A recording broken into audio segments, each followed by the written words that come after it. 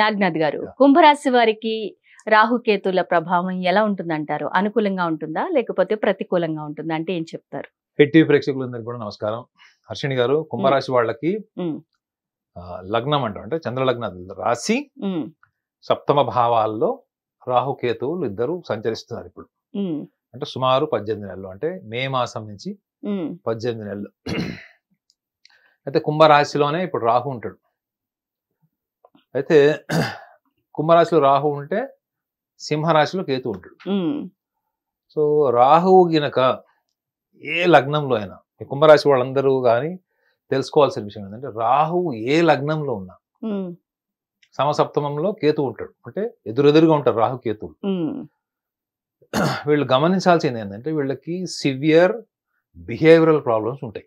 ఈ రెండు రాశులు ఉంటాయి కదా, కుంభరాశి తర్వాత సింహరాశి వాళ్ళు ఉంటారు.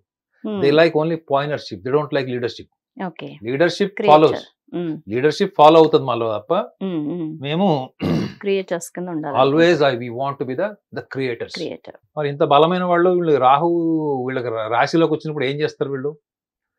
రాహువు గినక ఏ లగ్నంలో ఉన్నా మీరు చూసుకోండి, వేరే గ్రహాలతోని కలిసి ఉండకుండా కేవలం రాహువు మాత్రమే లగ్నంలో ఉండి సప్తమంలో కేతు మాత్రమే ఉంటే, ఇది మీరు అప్లై చేసుకొని చూసుకోవచ్చు ఎవరైనా. రాహువు ఇస్ అ వెరీ బ్రేవ్, అంటే ఏంది, చాలా అగ్రెసివ్ గా, బ్రేవ్ గా, బోల్డ్ గా ఉంటాడు. కేతు ఏమైనా తక్కువ ఉంటాడా? Ketu is also very Brave, very aggressive.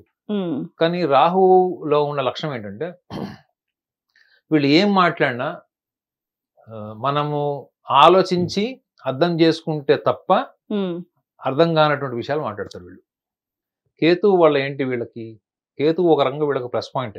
అంటే గతంలో గడిచినటువంటి, ముఖ్యంగా ఈ మే మాసం ముందర జరిగినటువంటి కొన్ని అనర్థాలు, పెళ్లికి సంబంధించినవి, భార్యకు సంబంధించినవి, భాగస్వామికి సంబంధించిన విషయాలు, వీటిలో కొంత వీళ్ళకి రీకన్స్ట్రక్షన్ లేదా సెకండ్ ఒపీనియన్ లేదా modification of plan to associate with a partner, ఈ పాసిబిలిటీస్ ఉండే ఛాన్స్ ఉంటుంది. అది కూడా 28th నవంబర్ నుంచి ఉంటుంది.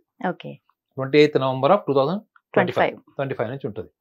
సో రాహు యొక్క ఆస్పెక్ట్ కూడా వీళ్ళు ఇంకోటి గమనించాలి.